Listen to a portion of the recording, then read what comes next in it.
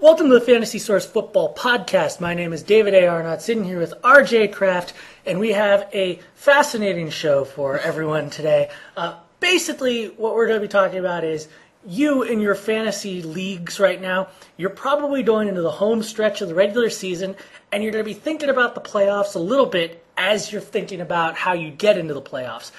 So one of the things that we're going to be talking about is the philosophy of how you choose your lineup, especially if you're in a dogfight at the end.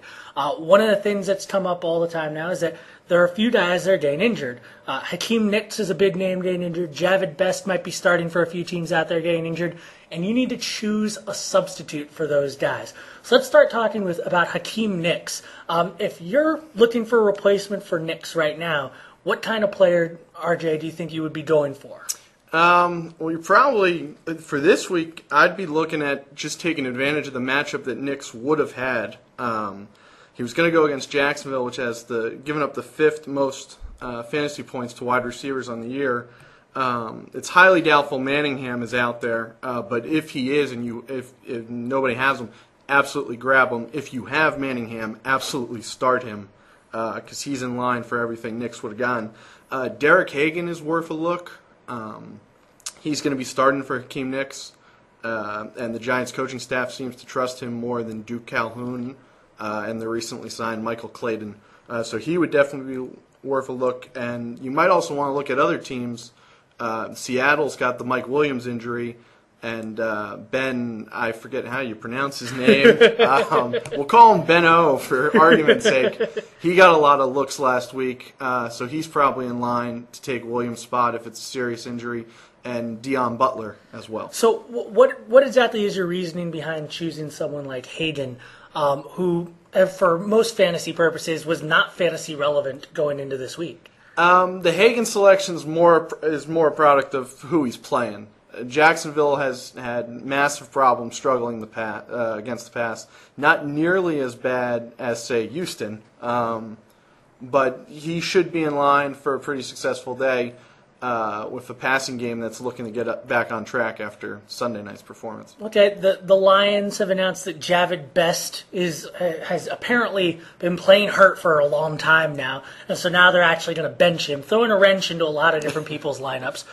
Where do you see owners most logically going from here? To be perfectly honest, grabbing his handcuff is probably the most logical choice to go if he's available. Maurice Morris is going to be playing New England Thursday afternoon. By the way, one of my favorite names in the NFL. It's almost like a repeat name. But anyway, should be like his middle name should be like Mercury. Maurice Mercury Morris. But New England's allowing 20.9 fantasy points to running backs on the season. Somehow they're 8-2, probably because of Tom Brady. But their defense hasn't been able to stop anybody. So if Morris is out there, he's in line for pretty much everything Javid Best would have gotten this week. He's absolutely worth grabbing. If Mike Goodson's still out there, he's the flavor of the moment in Carolina. He's the only bright spot they've pretty much had on a dismal season. He's pretty much the only guy who is able to pass a concussion test. That's right also now. True. And he's got a decent matchup with Cleveland, so he'd probably be worth looking at as well. Now, one of the things that we talked about earlier before the show is the idea that when you are going for a playoff spot, should you be trying to go for, say, a player who is a sure thing that you think he's going to get 4 points, for instance, just to pull a number out of the air. If you think he's going to get 4 points, you go with that guy. Or there's a guy who could get 0, there's a guy who could get 8. Now, what would your thinking be on that type of choice? If there's a player that you determine, clear cut, he's going to get 4, I'll take those 4, or a guy who might get you 0, might get you 8, more boom or bust. I mean, it depends on the situation. If you're telling me I'm 9-2 going into week 12 and pretty much have a playoff spot in the bag, I'd be more prone to take the 4-point guy because I'm not in desperate need of points in a win.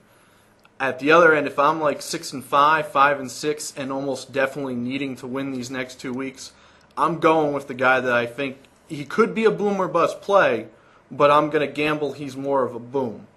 Okay, so the player that I'm thinking of in terms of this specifically is Vincent Jackson.